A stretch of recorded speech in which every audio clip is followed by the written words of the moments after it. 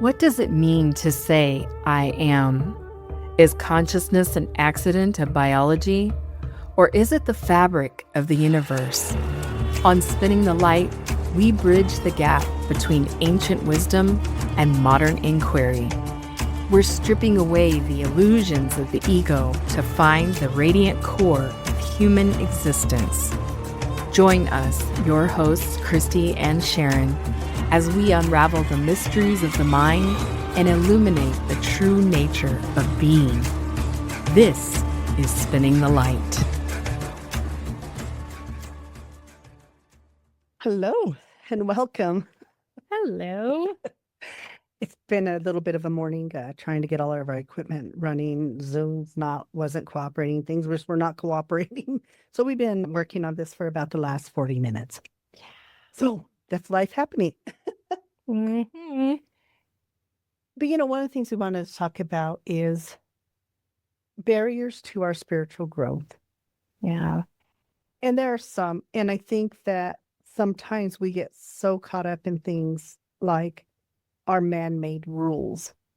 Mm-hmm. It creates these traditions and these ideas about who we're supposed to be, how we're supposed to grow, all of those things that just get in the way of our spiritual growth. And that's not how we start out, people. No, it's not. It is not. And it's interesting because it would seem that some of those things are meant to unify us in a way. But really, there's like an underlying message that is at odds with that idea. Yes, there's a lot of incongruency in this idea of our spiritual growth and all of that. We talk about it from the time babies are born, whether it's putting them in churches or whatever. But there is some stuff that just does not resonate. Exactly. And that gets in the way of that. And once again, we don't start out this way. No. So it's believed by many throughout the world that when we're children, we have a stronger awareness of our connection to source, energy, God, creator, whatever you want to call it, that higher power. It's said that that period of childhood innocence is direct evidence of our connection to the divine energy that we originated from. Within children, it's like there is an intuition of belonging that you can feel in the expression of their lightheartedness, their joy. But as we grow, and there's that sense of unconditional love, and they love on such a different level. yes, And you will see that connectedness to with that creator. And then life happens. yeah. And it's like, Then we start doing all sorts of other weird shit. mm-hmm. And one of the things is we often start with putting in that foundation of tradition, culture, religion. And we use it in a way that is not about spiritual growth or unification. No. And it creates a way of seeing the world through a lens that creates separation. It does. And it is not based on love. Yeah. Because then we go into religion and spirituality that uses a fear base that tells you that if you don't do this, God's going to be mad at you. Yeah. Or God doesn't like that kind of behavior, or things like that. Or the devil's in your ear. The devil's making you do these things. Yep. How many of y'all out there have heard some of these things? For sure. So as we grow, the programming begins. The life practices that people have learned to prioritize through this programming, that deep connection sometimes gets lost on us. I think that religion has become a service base. It almost feels more, and when I talk with people, they'll say it almost feels more like a business, a conglomerate. It's not about that connectedness that they felt like they had before. We have bigger and bigger churches. We have all this. When we have this and we teach children about the religion and a little bit of spirituality in there, because every once in a while you'll get the stuff about Jesus loved everybody. Jesus welcomed everybody. it was about love and acceptance and inclusivity and all of those things. You get a little bit of that, but you get more of the fire and brimstone, the things that are used to keep people in line. Mm-hmm. Okay. And when we do that, we remove ourselves from the spirituality and we become a part of a doctrine or a religion or a company in a way. And we're also teaching, even in that, that the church is supposed to provide you with your spirituality. Mm-hmm. But no church provides us with our spirituality. Our spirituality is internal to us. That is our light. Right. But when we look to this external thing, and then what happens too is then people become disillusioned when leaders in general, but leaders in our spiritual community have mishaps. Mm-hmm. We'll call them mishaps, not judgy. Just they'll have mishaps. And then the person now becomes disillusioned. So they'll turn away from the church, which then turns them away from the spirituality. Yeah. The very thing that was supposed to lead them to that path becomes the very thing that drives them away. And when you have a leader who professes to be spiritual, professes to be a Christian, a good Muslim, practice of Judaism, Hindu, whatever it is, Mm-hmm. when they profess to be a good individual and these things, a good spiritual person, and then they are doing things that are opposite of that, once again, in comes that disillusionment. And when we become disillusioned, we turn away from the very thing that we need in order to become complete. Yeah, because we start seeing those incongruencies, and then it makes us question, what can this provide for me to further my spiritual growth? And I think we've seen a lot of that where people feel like these places of worship have become more, it looks more like an institution, and it becomes more about money, wealth, power, and it causes this division Mm-hmm. because it no longer feels like inclusivity. It doesn't feel like, if you are weary, come to my place and I will help you. And so much of that, and when we look, there are so many good and wonderful lessons in the Bible, but oftentimes that is not what is being taught. It is being taught to use fear, and people now will fear God. And that is, I don't believe that was ever what was meant for our Creator, was to be feared, but it was to share a relationship, to share love, Yeah. because love is our greatest frequency. Mm-hmm. But yet, if I continue to promote that division in all of that, then people are not being the best version of who they are. And if I'm the best version of who I am, guess what? I will not be taken advantage of these other things. Mm-hmm. And it's difficult for people because when they're looking at this, they see that those actions don't align because there are these snafus and things that happen.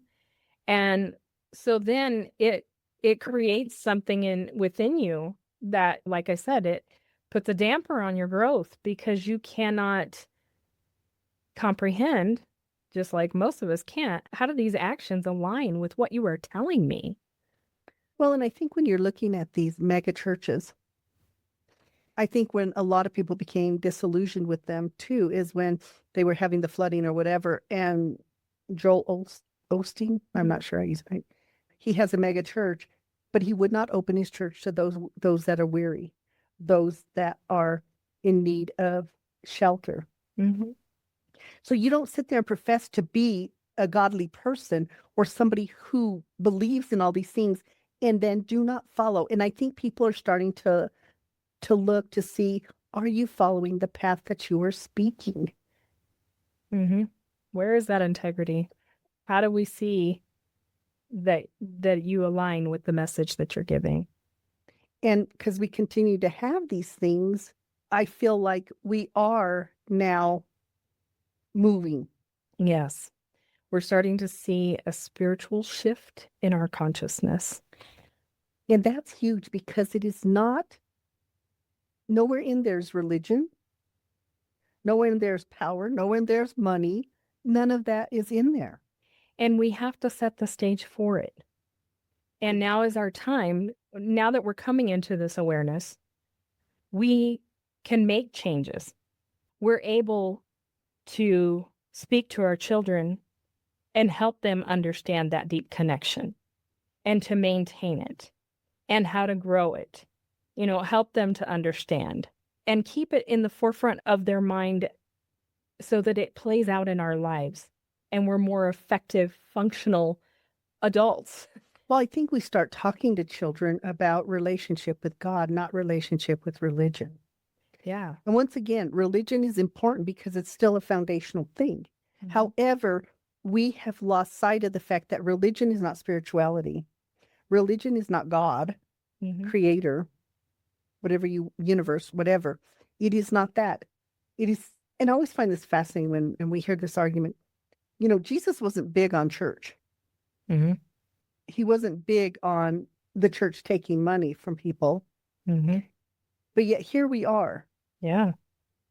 And I always wonder, how do you rationalize or justify that in your head, that these very teachings that are present with Christianity, and I'm talking Christianity because I know more about Christianity than I do other religions, okay? Right. And so once again, here we are doing the very thing that he was against.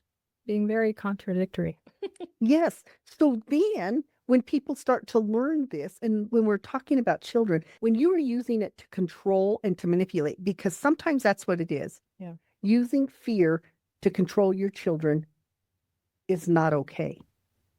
You can help not control them, but you can help with that relationship of them following rules and whatever through respect.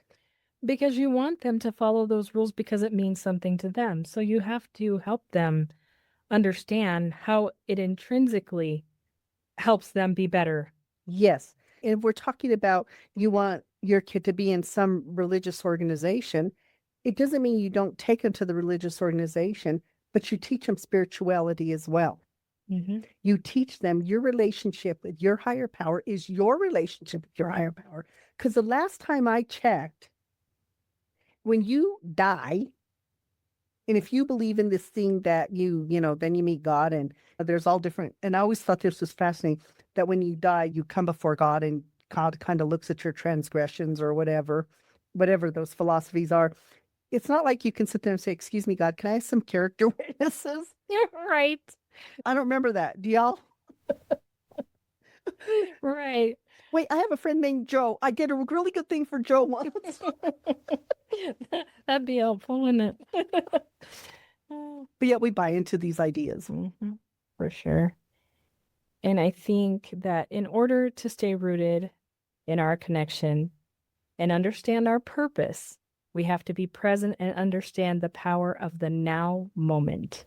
Oh my goodness. That is so huge because we are taught to worry about what's going on tomorrow. We are taught to pay attention to what happened in our past. But how many times have you been taught to stay present, to make this moment valuable? Yes. It's the only thing that counts. It's the only power we have. We were talking about that yesterday because we were making dinner and we are doing Italian. And so I told her, I said, let's put on, what is the song? Mambo Italiano. We started with that one. And we were just having this moment and we were happy. We dance when we do all this kind of stuff. So anyway, we're doing this. And then afterwards, later that night, you came to me and you said, what? Just how grateful that I was for that moment. Just doing something so mundane, but how grateful that I am. And when that moment is just a memory to me, I am going to be so grateful for the simple thing of having that time in the kitchen with you, enjoying, and just being present. And I think that's what it is when we're doing things, to truly be present. And I tell you, for me, cooking is one of those things. I am so in the moment. I am so present when I cook. And that means it's infused with love, which means it's even better. That must be it. But I am. And it's the colors, it's the smell, it's the combinations, it's having gratitude for healthy foods that we can eat and that I have hands that can prepare them. And it becomes that moment of this moment is all that matters. And then you go to plate it and it's like, oh my gosh, all of these moments led to this moment. Mm-hmm. But to be present, there's so much noise now. Well, we look at the big picture, and to look at it all becomes so overwhelming, we don't know what to do. It's the noise. And the only way to stop the noise is to become silent, Because to you, breathe. yeah, you cannot come up with solutions when you're feeling bombarded.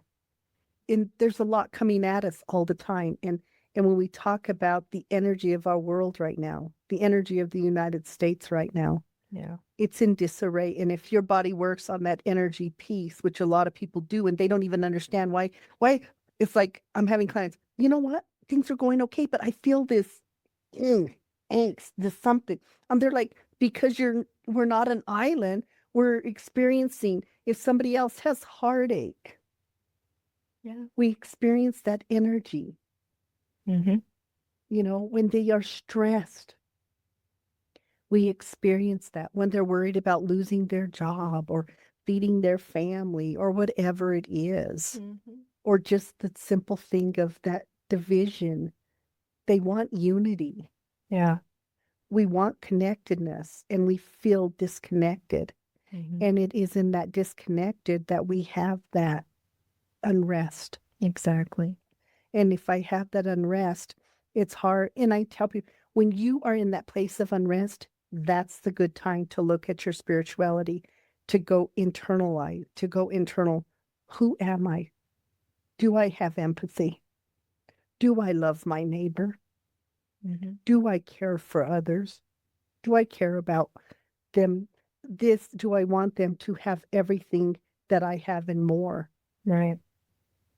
That's the start of that healing and of that having that deeper spirituality and that deeper connecting with God, Creator, Allah, That oneness with it. that's where our power lies, is being able to understand that's how we heal our world. It's not through external things. It Mm-mm. starts internally. It starts with my own integrity, my own moral compass, my own willingness to pause and acknowledge where I am, where if I'm being judgy, if I'm lacking empathy, Mm-hmm.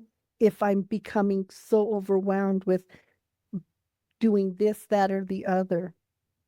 I did a talk right before this on Noom Vibe, and it was about our trying to find how do I measure my own success. And I think that sometimes we feel more successful when internally everything is in alignment. Yes. It's not about the money. It's not about those things. But yet talk about our conditioning. When we are told you're successful when you have a house, you have 2.5 kids, you have the 2-car garage, you have this, then you're successful. Mm-hmm. Or you have that job in IT or cyber or those STEM things, and because they pay more money and all of this. Once again, talk about sucking the soul right out of you when you're doing a job you don't like. But you Yes. do it because somebody said it's the right thing for you. Mm-hmm.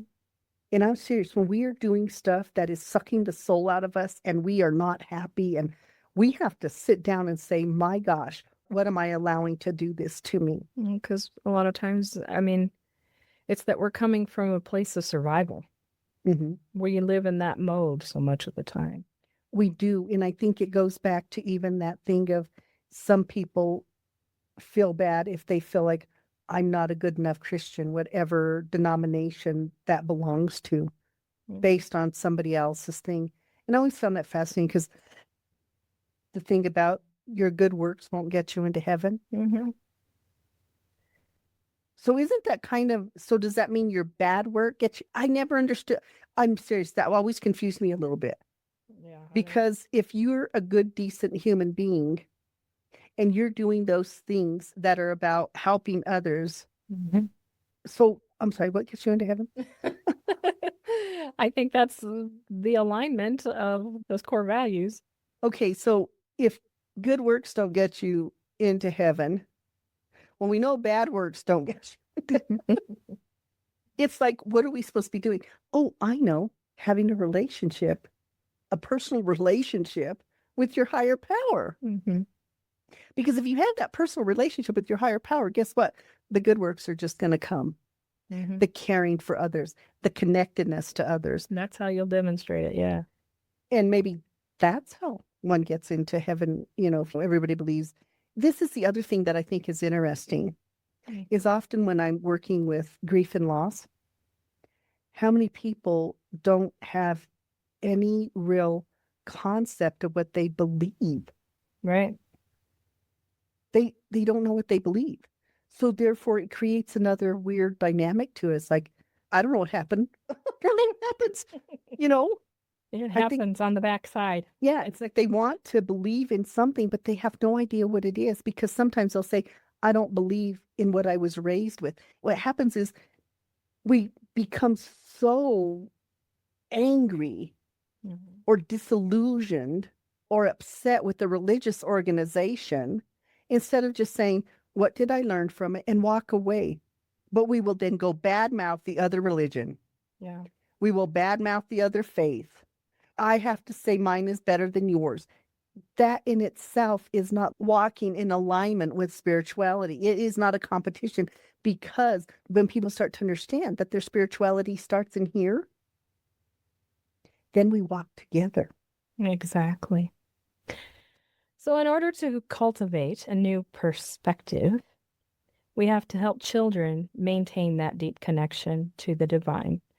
Historically, cultures throughout the world have aspired to do this through the religion, but unfortunately, there's been an erosion of the message that's conveyed through religious ideologies that has created the very opposite outcome.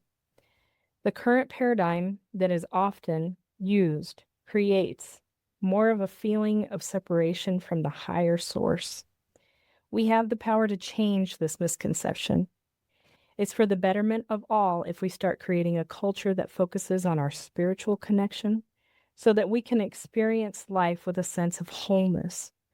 When we come to realize that we are spiritual beings and that this is a vital part of our understanding of our earthly existence, we can begin to experience life in a whole new way. When we harm children, we cause a disconnect between them and the source. Absolutely. And I've seen that so much in my career when I worked with children. It's very hard because it's not just about, it's seeing their light dim, and it should never happen. Yeah. We should not see a child's light dim because they have the brightest light of anybody. Mm-hmm. And it always reminds me of Rise of the Guardians Mm-hmm. Oh, yeah. because darkness wants to snap out all the light, and the light is those children. Mm-hmm. It is their belief in something they do not see, Mm-hmm. belief in knowing. It only takes one person with the light. Yeah. It always keeping that one person. But when you use fear in all of that and you snuff out and you take their ability to believe and their curiosity. Yeah, because we've talked about how it's almost like children have sort of this almost sixth sense, and sometimes they will experience something and they come to an adult and try to explain that to them, and we minimize that. Or we tell, oh, that was nothing. Or stop talking make believe, or stop telling me stories, or Mm-hmm. instead of, oh, well, that was an interesting experience. Yeah. It doesn't mean you have to agree, but also it shows that you're saying it's your experience. And you're hearing them. Yes. And I think that nurturing that will then keep them in alignment with that spiritual area. Because spirituality is all of the unknowns, Mm-hmm. to be open to what we don't know. And there's a lot of stuff out there we don't know, and a lot of stuff we experience. that people don't talk about because they don't want to be listed as crazy, all the other stuff. Mm-hmm. It's just experiences. Exactly. And we will have episodes on that as well. Mm-hmm. We But have. real quickly before, because I do want to do a little disclaimer here, okay? And what I want to say is this is not bashing of religion. No. This is not bashing of churches. This is challenging individuals to observe what is being said with the behavior and to also understand that your church is also just as valuable as your participation in it. Well, and understanding that our responsibility within that religion, the messages that we are giving. Exactly. And so it's not, and the other thing is truth be told, I've heard from a lot of different clients about a lot of amazing churches that are very inclusive, and that's what they love about it. They love the sharing of ideas and the talk of spirituality. There are churches out there that do that as well. So it's not about bashing anybody, but it is about challenging people to question, to have that curiosity, to question, is what I'm hearing resonating what's truly internally true? Mm-hmm. Exactly. And just slowing things down. Yeah. We have to erase the lines of separation that have kept us believing that one is better than another. If we're ever to create a society that thrives, we have the power to do that.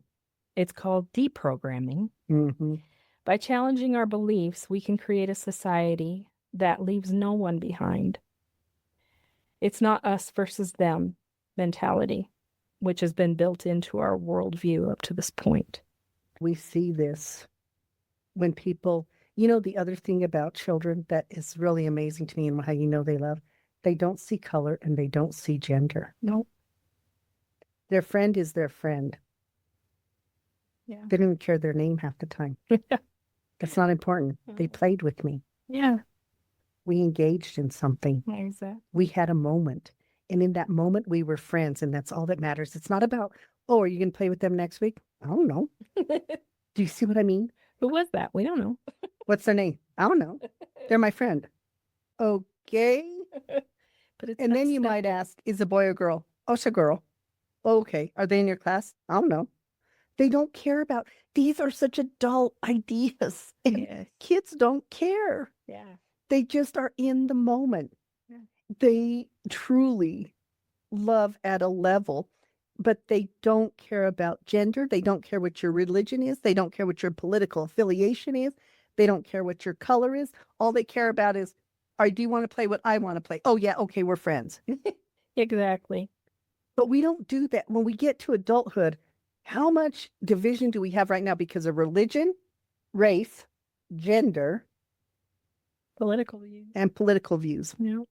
4 top things that are continuing to get in the way of our individuality and our growth as a culture, as a group, as the human race. Yep. Those things that are getting in our way and preventing us from being the best version, spiritual version of who I can be, because I will hold on to those ideologies because I'm afraid to question them. Yep. So in order to accomplish this new perspective and embody the way of being, we need to initiate a new mindset of neutrality and flexibility. Because if we remain neutral and have flexibility in our thinking, we are not devoted to a societal construct that keeps us from thriving as a society. There's a lot of work to be done in the deprogramming that needs to take place. But as each one of us awakens to our divine purpose, we'll be able to accomplish this endeavor. And when we're talking about divine purpose, it has nothing to do with an affiliation to something. No. It is an affiliation to being human. To our humanity, exactly. Nothing else. And I think it's important for us to remember that. And it's okay to question. We should all be curious. Mm-hmm. We should read books that might make us question something, watch a program that is outside of our comfort zone. Open our minds to learning, open our minds to being able to hear messages and to truly do the research or whatever we have to do in order to have that reprogramming and that spiritual growth that I think we are starving for it. We are. You see We're it. starving for it. Yeah. We want it so bad, and yet we don't know how to make it happen. Well, and we just don't realize that that's what we're searching for. Mhm. And that's one of the biggest conundrums of our time, I think. It is, and I think that when we don't take the time to invest in ourselves, we do such a disservice. Yeah. It's such a disservice. I'd like to source a podcast that I listened to recently. It's called New Earth Co-Creators with Sarah Chav. I'm not sure I pronounced her name correctly, but it's an interview with Joe Martino of Collective Evolution. A really good podcast to check out, and I will have that link in our description. Also, thank you for listening, and if you like something you heard today, please give us some feedback. You can find us at spinningthelightpodcast.com. Please subscribe, and you will receive emails whenever we have a new episode posted. Also, you can find us on social media and, of course, wherever you get your podcasts. We are also on YouTube under Worlds of Wonder, and that is basically where our inner world meets the outer world. And how do we do all of these things that we talk about in the real world?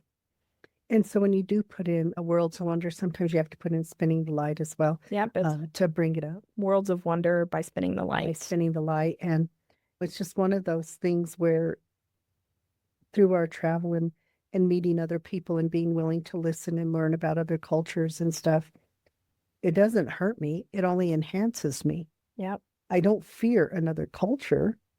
I want to understand it. Mm-hmm. What makes it important to you? Yeah. What are those value systems?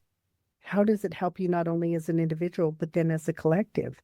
Right. It's challenging. It's asking. It's being curious. And it's being okay. It's not about right or wrong. Right. But we get so much involved in that we forget it's about encouraging each other, being on that thing. But I think the most important thing is learning how to be in the moment, be in this now moment. And when you do that, when you be present in this now moment, you will be amazed at how it feels. And sometimes it brings clarity. Yes. You know, we use meditation as well. We use mindfulness, and of course we use nature. So there's many ways to start this reprogramming. I hate to tell you guys this, but it's not sitting in front and doing a video game. Mm-hmm. That's not it. You can't slow things down that way. No. It has to be something, whether we connect with nature, we are doing something that is very mindful, slowing stuff down, meditation, breath work, yoga. I mean, the list goes on. There are so many things that you can do, listening to water. I mean, just so many things Yeah. that can start with that reprogramming, that thing of reprogramming you in to your authenticity, into your light. This was so important to us in Spinning the Light, was to help people realize they have a light. Right. And their light is valuable. Yeah, and what we can do with it. Yes. And how if you see that in somebody else, you see that light dimming a little bit, how just acts of kindness in that moment can change so many things. Mm-hmm. So it's spin your light. If you get, it's there. It might be an ember. Blow on it. Yeah. Get as much as you can. Get that flame. Burn that. Let that light be as bright as it possibly can. And once again, let's light up the world. Shine on, man. Let's not let that darkness and all that other stuff stomp us out like it did on Rise of the Guardians. Yeah. That was such an amazing way of showing that. But there was hope because there was one child left. That one light was still on, but he still believed. So there was a place to start. Yes, and from when that one light, He spread that and it lit up the world again, Yeah. and darkness was gone. So keep that in mind. Shine bright, shine bright. Yeah. And we will be back next week. And for all those out there, happy Mother's Day to everybody. Hope you guys have a great Mother's Day. And wonderful weekend. Yes, and a great week. And we will be back. Bye. Bye.